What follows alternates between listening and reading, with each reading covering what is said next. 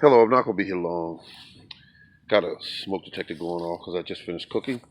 The morning gardener here, and look, here's what we got. We got some type of spinach coming up, but these are dead. These are the potato plants. You know, it got cold last night, about 34 degrees, something like that. And you can see the collard greens are holding on. See that? They like the cold. Look how big they got. See that? And these right here in this container, they're kind of scraggling along right there. So the ones that are definitely, what do they call this? The ones that are crowded in here, they seem to be doing better.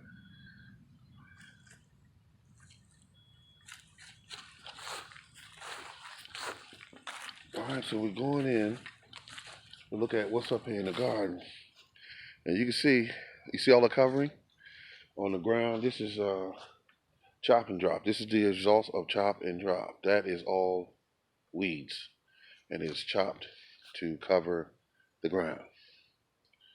And some of the plants, the only ones that are really growing up here are my collard greens. You can see, and they hanging in there.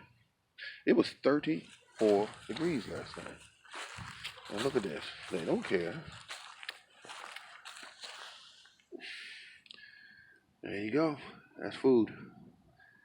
That's how you do it. And what I'm gonna do is when the spring comes, I'm just plant a whole bunch of this collard green and kale. And we got some here. Now this next to this is a weed, but this right here is the collard green right here. And I got a nice little line of them down here. And that's it. That's all I'm gonna show you today, except for the, you know, it is what it is.